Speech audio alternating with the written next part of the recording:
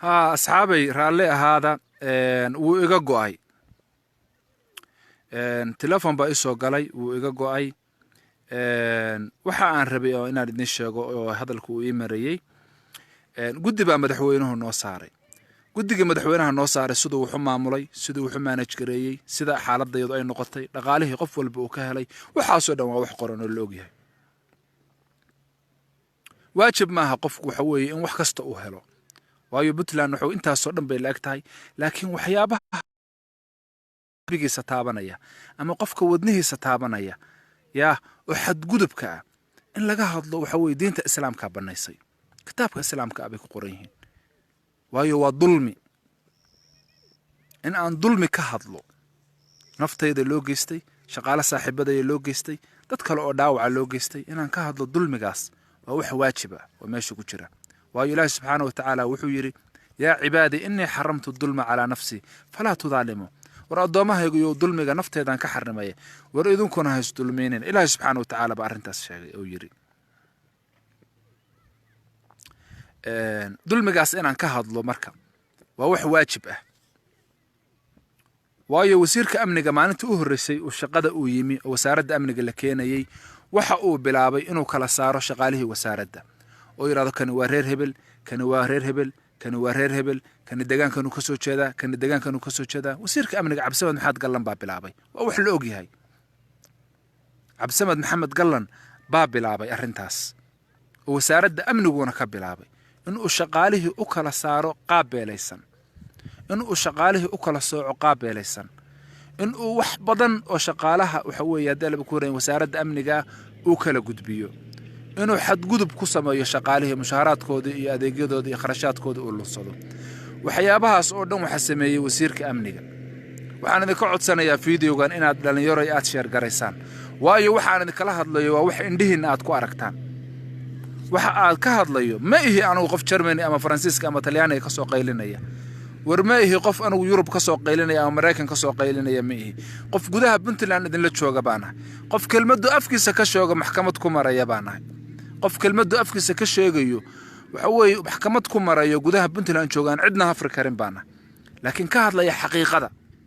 xaqiiqaduna waa qaraadhay qulul xaq walaw kaana murran xaq markasta waa qaraadhay in la sheega warka dharkayga waa kuwa indheena idin macallina lacagtii ku jirtay ee wasaaradda amniga dad baa la baxaya kale shakhsiyaad kale baa la baxaya oo wasiirka amnigu uu qorshaystay anu cid kale ka hadli maayo cidna cirdiga warabadaan ilaahay subxaanahu wa ta'aala baan afxidhana rabbigii uumay subxaanahu wa ta'aala oo halqay baan u afxidhana oo u soomana mar rabo ajarkayga in qof kale la siiyo mar rabo inaan cid kale sharafteeda iyo cirdigeeda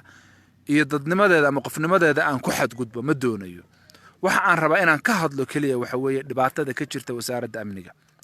oo loo geysanayo waliba shaqaalihii loo geysanayo wasaaradda amniga uu u geysanayo Cabdisamad Maxamed Gallan uu u fududeynayo arintaas ninka la yiraahdo Xasan Shire Abgaal waxaan ka hadlayaa maaha wax lacib iyo lahwi ah waa wax muwaadin walba oo Puntland sugaya muwaadin kasta oo ku nool gudaha Puntland askari kasta oo furimaha dagaalka jooga waa wax sugaya kuwa jooga hadalba ku ayo joogay sugaysa kuwa sanaag joogay sugaysa kuwa bari joogay sugaysa waa wax qof walba oo muwaadin oo Puntland oo dawladda u shaqeeya ama rabo dalkiisa inuu wax u qabto ama u dhaawacmo ama u halgama sugaya ma wax Maxamed Mirafaaye kaliya khuseeya ma wax 26 ka qof oo wasaaradda laga baalki khuseeya arintan waa arin masiiri arintan ka hadlaya waa in sababta loo fahmaa oo umada kale la wadaaga oo aad share garaysan dulmiga inta leeg wuxuu ka bilowday wasaaradda tagay bangiga warqad loo qoray waxa la 26 qof oo shaqaalaha wasaaradda amniga baal raba in la bedelo anigu madaxweyne Deni waa wada hadalay haddii aan madaxweyne Deni wada hadalay balantii aan madaxweynaha ku wada hadalay ama dadkii aniga imetelayay oo nomination ka sameeyay kamid ahayd waxa kamid ahaa in qof shaqaale ah oo dawladda Puntland u dhaawacmay xaq iyo xuquuqda iyo waajibka uu leeyahay uu helo muddada uu caafimaadka qofkaasi ku maqan yahayna in mushaharkiisu u socdo arinta waxba iska bedelay waliba anagoona la diiwaan galiyay baa inta meeshii la tagay la yiraahdo miisaaniyadda baana la ka saaray aniga ma waliba dad badan baa laga saaray oo diiwaan gashan oo xitaa iyagu tagay uu kamid yahay nin qarno jooga le Maxamed Xasan uu kamid yahay nin Hindiya jooga oo warsangeli Xuseen Ciise oo la Saciid Nuur uu kamid yahay dad aad u fara badan baa kamid ah dadka dulmiga loo geystay waxa loo geystay shaqaale ka soo jeeda degmada Rako degmada iyo gobolka Sanaag iyo qaybo ka mid ah gobolka Mudug. Cabdisamed Maxamed Gallan baan arrintaa geystay waana 26 qof beeshiisa maaha dadka uu 26 qof ku bedelay oo maanta u hirgelay laana waxa weeye oo qaybtoodna ay u hirgashay aan raahday afwan qaybtoodna ay u hirgashay qaybna ay u hirgelay laadahay waa beeshiisa weeye dadka uu ku bedeshay waana qandalow ka keenay annagu dad security-gooda la hubiyay baanu hayn dad verifier oo la garanayo waxay qabanayaan iyo waxay ka shaqeynayaan baanu hayn yaa dad aan la garanayn waxay yihiin buu ka keenay qandala Allahu a'lam ilaahay baa garanaya waxay yihiin dadkaas iyo waxa niyadooda ugu qarsoonay waxay cidba ma hubin wuxuu rabaa inuu shaqaalihii wasaaradda amniga oo diiwaan gelinta maray uu ku bedesho qaybtood Cabdisamed Maxamed Gallan baa arrintaa wada Cabdisamed sidaynu ognahay waa sharwade waa dadkii shalayto waxa weeye fidnada ka waday meesha la yiraahdo Carmo xukuumadii ka horeysay waa ninka dagaalka kula jiray Cabdiweli Cali Gaas dawladdan ka horeysay waa ninka aad ogtahay waxa weeye beeshiisa ciidamo ka mid ah hubeeyay oo u hubeeyay in amniga Puntland khalkhaliyaan maantada aynu joogno waxa weeye qaybo ka mid ah 200 700 800 buu Carmo ku biila Puntland waska ognahay ninkii alqawiyo yakulu daciif sharciyada ka shaqeeya waa sharciyada kaynta shuruucul qaaba ba ka shaqeeya waayo haddaan shuruucul qaaba ka shaqeyn arrimaha aan hortiina ka cadaynay oo aan keligay ahayn oo 25 qof oo kale ay la qabaan ba dawladda Puntland wax ka qaban lahayd oo si cadaalad oo Ilaahay subxaanahu wa ta'aala ku ogyahay wuxuu ka qaban lahayd cid wax ka qabatay ma jirto Cabdisamed Gallan baa waxa fidna wada waxa u sameynayaan waxa weeye shaqaalaha uu ruqsaynaya oo uu qaybtood dad kale ku bedesho beeshiisa ah waa Cali Jibraahiil waa Ugaar Saleebaan waa Warsingeli waa Umar Maxamuud reer Cabdulla ah waa Ismaan Maxamuud waxa wuxuu u sameynaya in fidna qabiil ay dhacdo in gudaha Puntland ay ka dhacdo fidna qabiil walaalayaal oo fiidiyogan sheer gareeya ummadda Soomaaliyeed la wadaaga ummadda Soomaaliyeed fiidiyogan sheer gaha ilaawinina please fadlan sheer gareeya waxa uu Cabdisamed waxa u sameynaya Cabdisamed Maxamed Gallan afwan Cabdisamed Maxamed Gallan waxa u sameynaya waxa weeye in dagaal beelad ay yimaadaan in dadku isku nacaan waayo dad ba ismadoodii meesha tageen beeldaajayaal baa tagay salaadiin baa tagtay garaadaad tagay ma fahamteen nabadoonnaad tagay maxay u tageen in ay dadka 26 qof nin walba nin buu ka soo jeedaa ninkiisa buu tagay oo yiri maxaa qofkan lagu haystaa diiwaan gelinta buu maray kaararkiisa waa kuwa systemkiisa waa ka sidaasaa jirta maxaa ku haysataan dadka waska dhiga tiray maxaa ka imanaya marka kalsooni intee la agba yumada kala sumcadda u dhaawacaya sumcadda shacab weynaha Puntland buu dhaawacaya sumcaddii Puntland ma buu dhaawacaya ummadii Puntland buu kala dilaya ma aha Puntland meel qof leeyahay Puntland waa la wada leeyahay laakiin maanta sida xaalad leeyahay waa wala kala leeyahay Allahu musta'an ala ma tasifun arrimahaas oo badan baana jira oo wali soconaya wasiirka amnigu uu nagula kacaya waliba shaqaalaha waxa kamid ah dadka waxa weeye maanta mushaharkoodii la Korneel Maxamed Siciid baa kamid ah oo intii ugu badnayd ku kharash gareeyay waxa weeye ama geliyay dawladnimo iyo maamul wanaag iyo nidaam iyo ummadda Soomaaliyeed u shaqeeyo xukuumadaha iska daa maamulada tan maanta jira ee kacaankii buu shaqeynay Korneel Maxamed Siciid Cabdisamed Gallan maantuu yimi buu yiri yaa reer hebel ninkaas waa reer hebel wasaaradda kuma arki karo ninkaas waa reer hebel wasaaradda kuma arki karo ninkaas waa reer hebel wuxuu ka dhigtay xilkii loo dhiibay ummadda loogu dhiibay wuxuu ka dhigtay argudasho ka dhaxaynaysa Ufayn iyo Carmo raka raaxo iyo meesha la yiraahdo Ufayn waxa weeye dalba ku reeyahay Carmo iyo waxa weeye baran waxyaabo noocaas ah aqliyada qofka bini'aadanka ee muthaqafka uu la yaabayo waayo qofka hadii mas'uuliyad loo dhiibo waxa weeye ma aha inuu ku takrifalo oo suu doono uu yeelo beesha uu ka soo jeedana sidaynu ku naqaan waxa weeye beelis qabata ma xitaa ismadoodii baa loo tagay aniga beeldaaj Cali Faarax baa imatala oo nin weyn ah ما شاء الله وأساسياشي Puntland كمد إلى حفظه على فرح وتجي ماشى محا وحنا كسر عدن باليري عبد السمد بيش وكسر كذا اسمه قبضته ضد سقبته معها سنكون نقان ضد حقه يرون تأسوس شيء معها وضد حوي ومد عداوة يستوي ومد بصدق ومد وحوي لا دجان كأهيد بحوي دار بكون عقبتكم نقضي وأن قرر ذاك وأن وحكي على قرنين أو حوي maanta marka waxaan fiidiyogan aan u soo galay ummadda Puntland aan la wadaagaya oo maalin walba oo Ilaahay subxaanahu wa ta'aala inta Ramadaankaas soconaya aan la wadaagaya dulmiyada wasaaradda amniga ka jira oo horseedka ka yahay Cabdisamed Maxamed Gallan oo 26 qof oo muwaadiniin Puntland ah oo kaararkoodii ay ku waayihiin anigu aan kamid ahay yaa ay dhikaaradii ay ku waayihiin kaadharkii aanu diiwaangelinta ku marray ay ku waayihiin laga daba tegey musuq maasuq awgeed miisaaniyaddii intii la tegey dad kale lagu beddeshay arrintaasaan anigu aan life u soo galay wax laga aamusi karona maaha xaqdarradana lama qaato qof kasta oo muwaadin puntlandna waxaan leeyahay fiidiyowgan sheergaray waxa puntland ku sheekaynaysaa waa been waxa puntland ku sheekaynaysaa oo leedahay horumar baanu ka gaadhnay maamul wanaagga horumar baanu ka gaadhnay biometric iyo shaqaalaha diiwaangelintooda wallaahi alcadiim waa rabadaan ilaahay baan u soomanaya waa been waana kadbi waayo waa diiwaan gashanaya waa kuwa kaadharkaygii waay sidee ku dhacdaa in mushaharkaygii aanoo diiwaansan aanu moobilkayga iyo akoonkayga kaaftoon igu soo dhicin oo weli ila mida u qaato sidee ku dhici kartaa sidee ku dhici kartaa waaxda miisaaniyaddan weydiinaya anoo aan ruqsadaydi haysan layma ruqsayn warqaddii ruqsada keena waa qancaya baan ku layma ruqsayn waa been warqaddii agaasimo waxeed baan ahay agaasimi waxda shaqada wasaaradda amniga baan ahay warqaddayda ruqsada keena waa ku qancaya bas halkaasaan ka baxaya ma keenin wasaaradda shaqada iyo shaqaalahan tegey waxaa la yidhi ma hayno bangigii baan tegey waxaa mushaharkaagii waa xaniban yahay xaggaan waxaa ka warrama waxaas ma dawlad baynu ku sheegi karaa kuwaas Axmed Madoobe iyo hadee laba ku ran yahay farmaajo iyo hadee Xasan Cali Khayre iyo wax ka sheegay war maxaa wax ka sheegtaan idinkii baa waxa sameynaya maxaad ummad islaameed wax ka sheegtaan war maxaad galmudug wax ka sheegtaan war maxaad Hirshabeelle wax ka sheegtaan war maxaad Beledweyne iyo Goodax Barre wax ka sheegtaan war maxaad ummad Soomaaliyeed indhaha ugu daagtaan idinkii baa waxa sameynaya war idinkii baa dulmiga inta la iyo tacadiga inta la sameynaya oo kaadharkayga ay ku waayihiin oo aanu diiwaansannahay oo aan maaliyadii ku jira payrollkii ku jira fooliya baagadi aan ku jira oo aan waxa weeye systemkii aad samayseen oo biometric aan ku jira oo mushaharkayga dad ila mid qaadanaya marka cadaaladda ka hadlaysaan maxay tahay ikhwaani cadaaladda ka sheekaynaysan ummadda Soomaaliyeed u sheegaysaan maxay tahay cadaaladda ummadda reer Puntland u sheegaysaan maxay tahay aaway marka cadaaladdu ninba Cabdiraxmaan درجامة وذي حناقصن با ورعبد الرحمن عبد القادر ما حناقصني مشاركة ولا اسكا جوين كرا قف إلهي سبحانه وتعالى وحو تلقى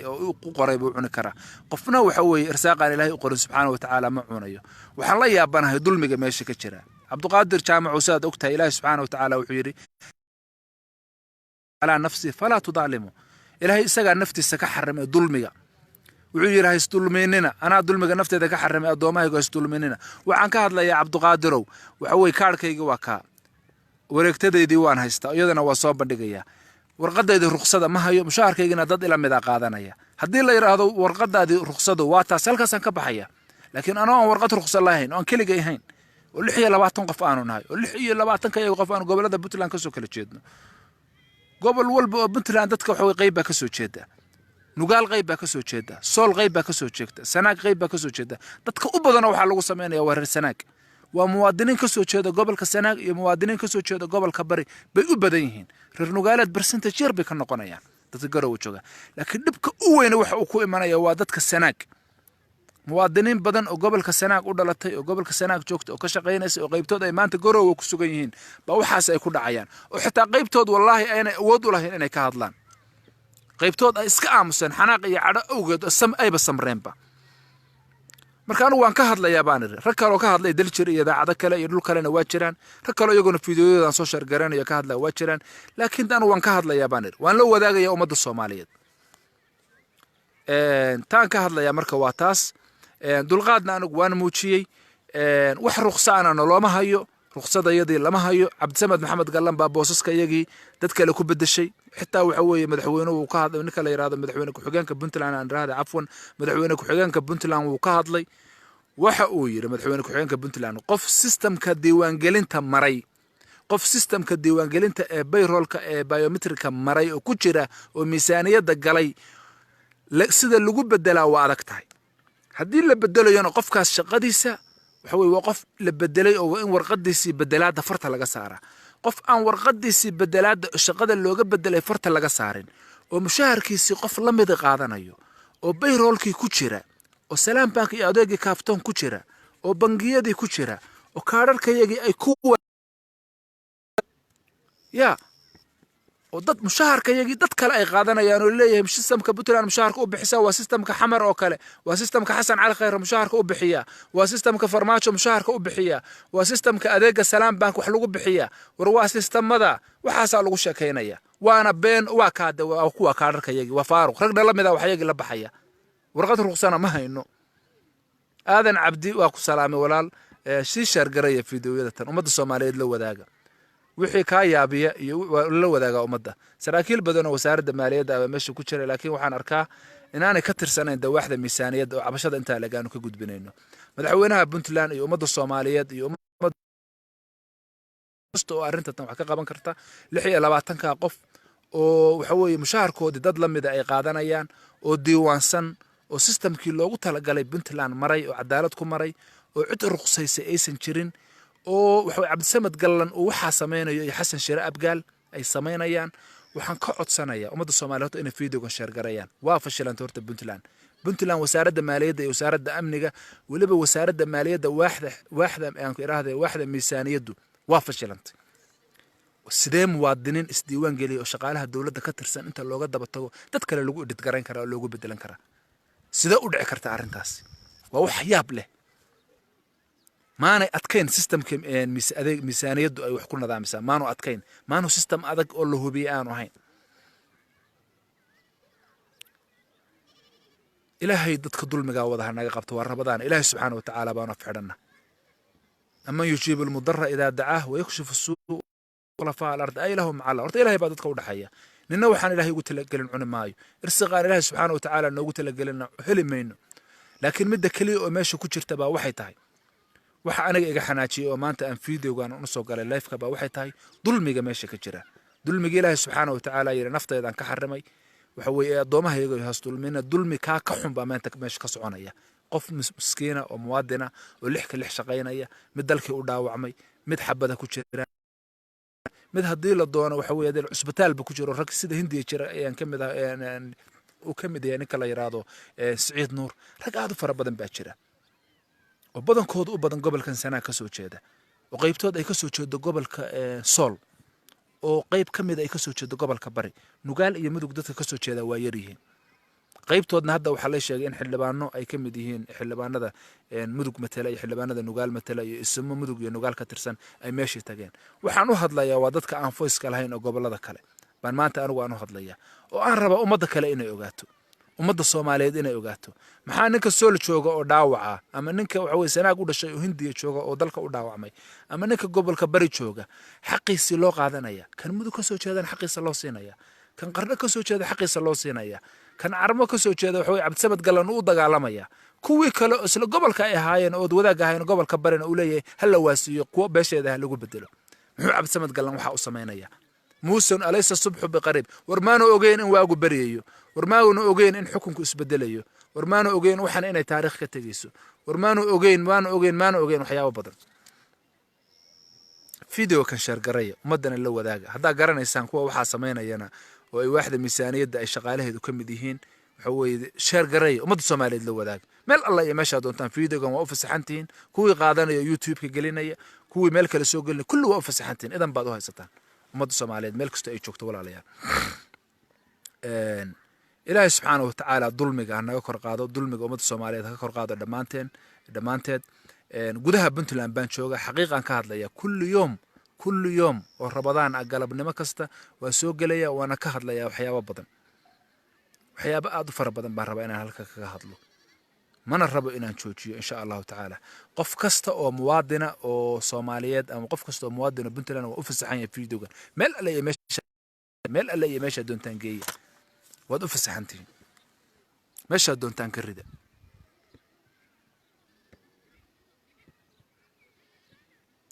qaadan maayo dulmi qaadan maayo cadaalad darro run baan ka hadlayaa waxaan ka hadlayaa waa run ninka jooga bangiga Maxamed Faarax baan la hadlay waxaan ku yiri Maxamed Faarax gudoomiyihii bangiyada ee Puntland baa tahay maxaa dulmigaas noogu dhacaya Maxamed Faarax waayo kaarkayga waa number 10 waa kaas Salaam Bank adeega kaaftoon aad sheegaysaan leedin World Bank baan la hortagayna Puntland waa guuleysatay paymentigii bay ku guuleysatay Puntland waa taa hagaagtay Puntland waa dhaqaaqday haye waa ka kaarkaygii wiil ila mid ah qaadanaya waxaygii wiil ila mid ah qaadanaya waa ka kala kaarkayga Salaam Bank waa 80 48 487 waa ka kaarkayga kale waa ka kaligeena maaha ay kaarkayga kalena waa ka dad ila mid ah qaadanaya shakhsiyaad ila mid ah xaqayga qaadanaya anoo dalka u dhaawacmay oo waliba maanta dhaawaca oo lugaha bira iga jiraan oo rasaas iga jiraan yaa rasaas ay lugaha iga jirto oo bira iga jiraan anigu waxaan aaminsanahay Cabdisamed Galan arrintaa wuxuu u samaynayo oo waliba shaqaalaha dhaawacyada ugu samaynayo waa colaad fog wuxuu rabaa dadka qaybtood wax dilay garan maayaan sida anigoo kale anigu waa dhaawacmay waa la dilay labadeeda lugoodba waa jaban yihiin bira iyo rasaas baa ku jira wax dilayna garan maayo Cabdisamed sababtu meesha iga saaraya waxa kamid ah inaanan ogaan waayo amnigii baan ku attach garaysanay agaasimi waxda dhan shaqada baana wuxuu rabaa Cabdisamed inaanan ogaan cidii i dishay inaanan wasaaradda ku sii jirin eeg macna waa ujeedooyin fog dad badan oo amniga ku dhaawacmay oo laga saaray baa jira waay maxaa noo ka saaraya dalkan u dhaawacnay kaararkayga waa kuwa xuquuq baan ku leenahay maxaa laga saaraya dalkayga baan u dhaawacay muwaadin dalkiisa u dhaawacmay baana xaq miyaan u leeyahay halkii lay abaalgudi lahaa oo aniga wax lay tari lahaa yaa halkii aniga lay abaalgudi lahaa oo wax lay tari lahaa oo waxa weeye wixii dulmiya laga ilaalin lahaa yaa ba anigii booskayga laga saaraya eeg waa tanaaqudaad waa wax isdiidaya madaxweynuhuna waxa uu yiri guddi baan u saaray dadka dhaawacyada war hadaa madaxweyne guddi u saartay xaq iska daa waxa adigu noo garatay taanu lahayn baan u weynay سعيد عبد الله الدين قرنا شوكتا waxaad u heelinaysid maanta aad dhaqaalaha u ururinayso farmaajo uga qaadaysid xitaa waxa weeye dhaqaalaha aad waxa weeye UN-ka loogu dhawaaqayo ilaa ummadda loo gargaaro waa beeshaadi ummadda Puntland oo dhan baa mas'uuliyad ka saaran tahay qabiilkaaga madaxweyne mas'uuliyad kaligood ka ma saarna Ismaan Maxamuud kaliya miyaa mas'uuliyad ka saaran tahay ma qardha kaliya mas'uuliyad ka saaran tahay maanay mas'uuliyad badan ka saareen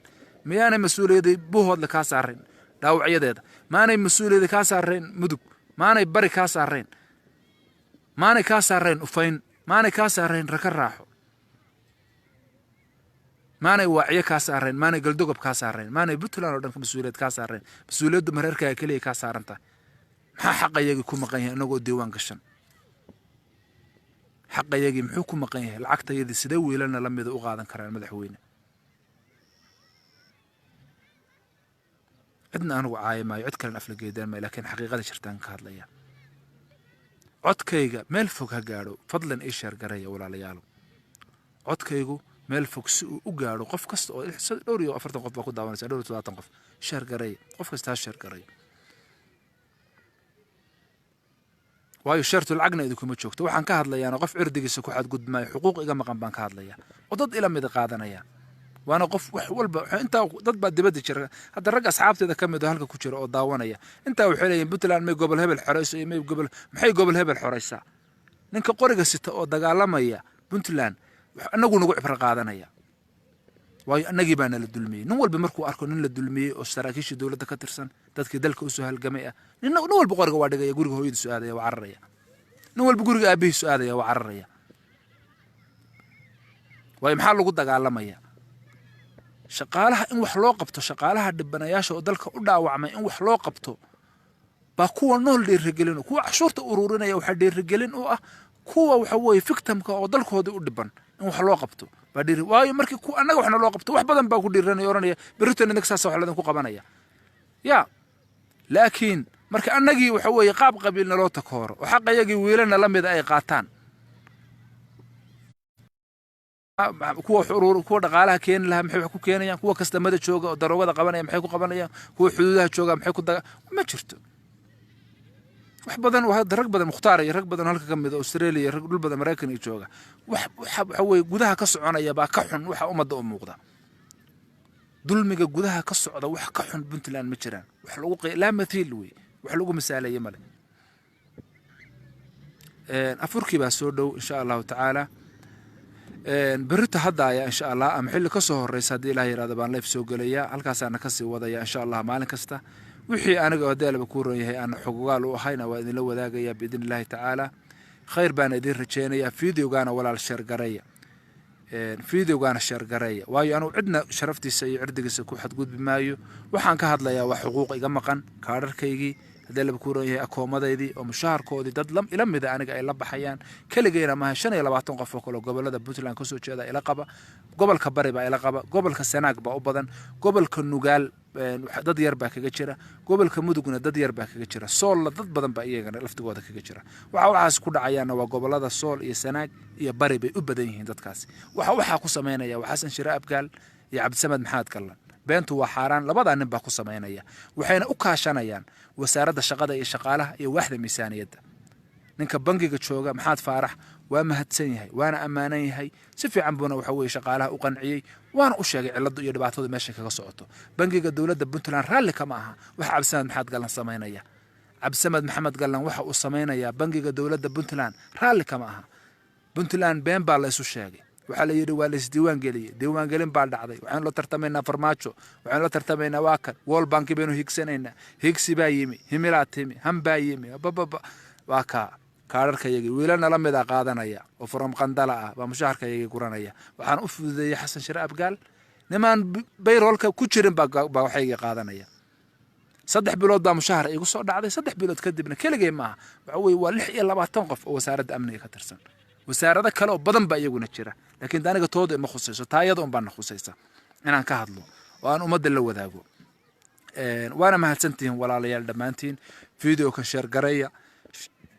gareeya walaalayaal video kan haddii ilaahay yiraahdo insha Allah ta'ala ana birrida hadaya oo kale ama xilli ka horeyso oo kale baan live soo galaya channelsku maanta ii saamix maayo waqtiga gabaabsi ugu ah xilli afur baa hadda soo dhow waana mahadsantihiin wassalaamu calaykum waraxmatullaahi wabarakaatuh sii share gareeya walaalayaal ii share gareeya meel fog gaarsiiya insha Allah